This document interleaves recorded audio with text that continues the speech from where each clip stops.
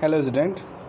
Now today I will explain the ninth chapter for grade 7th from your honeycomb textbook, A Bicycle in Good Repair.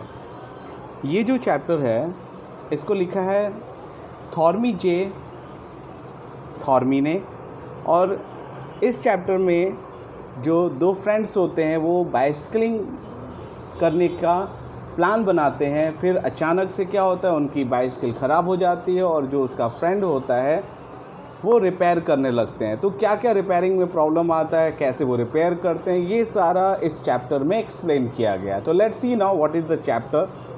First, before you read, if you wish to go on a long bicycle ride, अगर आप एक लंबे bicycle ride पे जाना चाहते हैं, the bicycle should be in good condition, तो bicycle को एक अच्छे कंडीशन में होना चाहिए, तभी तो आप जा सकते हैं। अदरवाइज़ अगर मान लो आप लंबे यात्रा पे निकले लॉन्ग ट्रैवलिंग के लिए और पता चला कि आपकी बाइसिकल जो है वो बीच में कहीं ख़राब हो गई, तो आपकी जो ट्रैवलिंग है वो आपके लिए अच्छा नहीं रहेगा। You can not enjoy your travel.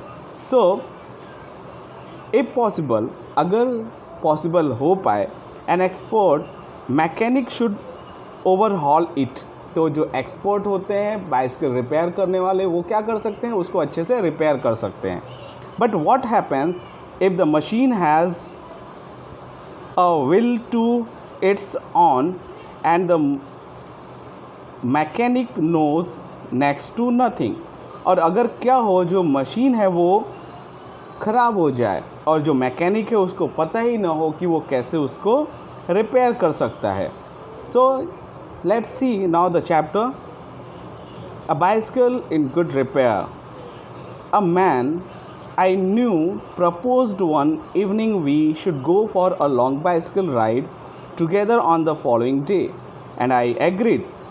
एक आदमी जिसने मुझे इवनिंग में अगले दिन एक बाइसिकल राइड के लिए ऑफ़र करता है और मैंने हाँ भी कर दिया जाने के लिए। I got up early for me, मैं बहुत जल्दी उठा। I made an effort and was pleased with myself, मैं वो सारा चीज़ किया जिससे कि जल्दी हो सके और राइडिंग शुरू की जा सके। He came half an hour late, लेकिन वो जो दूसरा जो पर्सन था वो लेट आया। यहाँ पर अब मैन जो है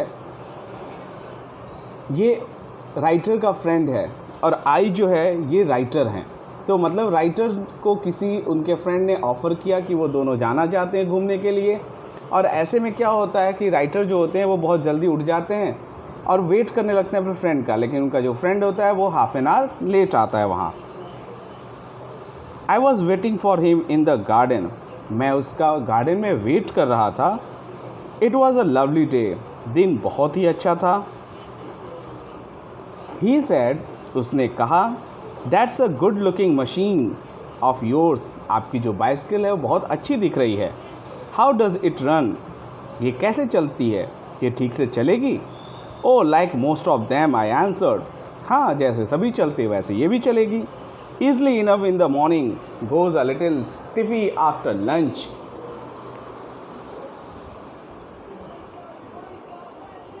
और मॉर्निंग में ये इतना अच्छा था सीन कि वो लंच तक वापस भी आ जाते।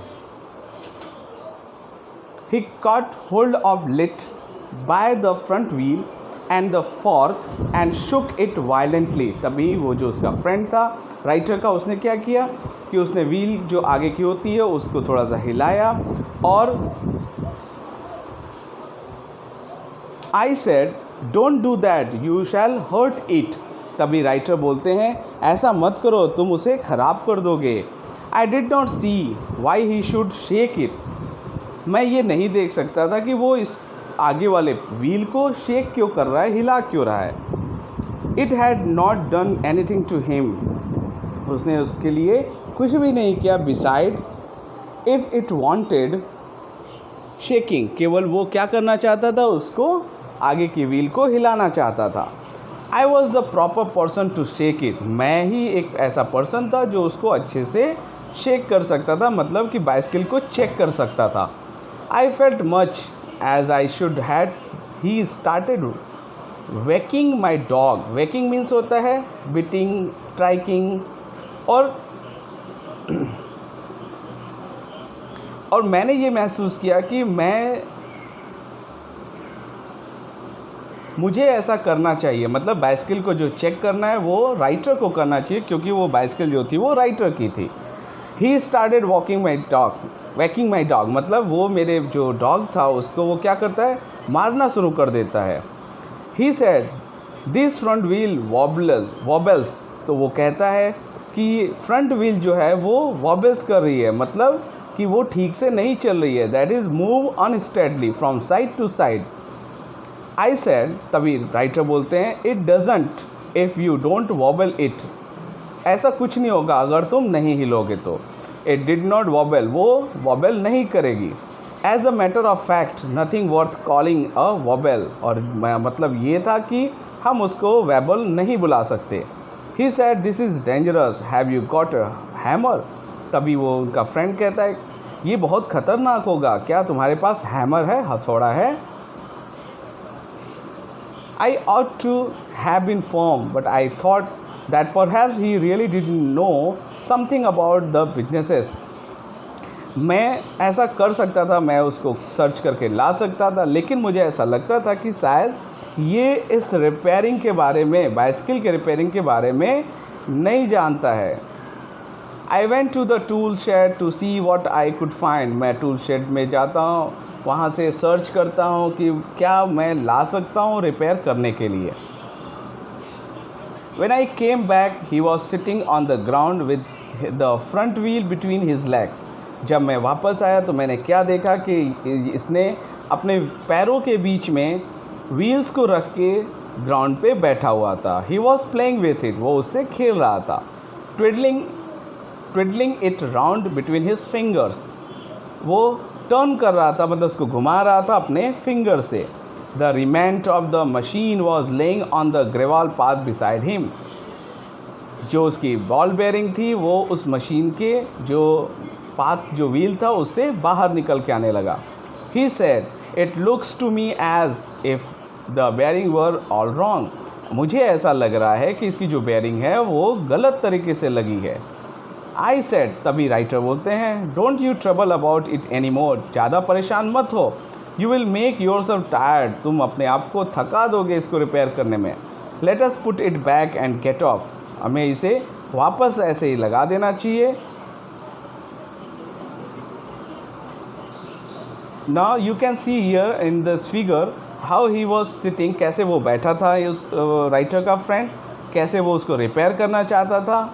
Then he said, we may as well see what is the matter with it, now it is out. जैसा हम लोग देख सकते हैं कि इसके साथ क्या हुआ है, अब ये बाहर आ चुका है। He talked as though it had dropped out by accident, अगर वो ऐसे बात कर रहा था जैसे कि वो एक्सीडेंट से ऐसे बाहर निकल आता। Before I could stop him, he had unscrewed something somewhere and out rolled and over the path some dozen or so little balls. जैसे ही मैंने उसको रोकना चाहा, उसके पहले उसने क्या किया कि उसके जो स्क्रू थे उसको खोल दिया उसने, जिससे कि जो उसके पार्ट्स थे वो यहाँ वहाँ बिखरने लगे। कैच एम, ही शाउटेड, तभी वो चिल्लाया, पकड़ो उन्हें, catch M, we must loss any of them, हम उनमें से किसी को भी खो सकते हैं तो उसको पकड़ के रखो। He was quite excited about them, वो काफ़ी एक्साइटेड था रिपेयरिंग को लेके।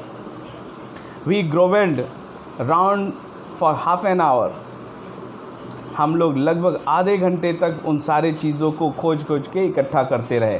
एंड फाउंड 16, और हम लोगों ने लगभग 16 जो उसके ऑब्जेक्ट्स थे उसको फाइंड किया। He said he hoped we had got them all, उसने कहा कि हम लोगों ने शायद सभी चीज़ें सर्च कर ली, हम सभी चीज़ें उठा ली हैं।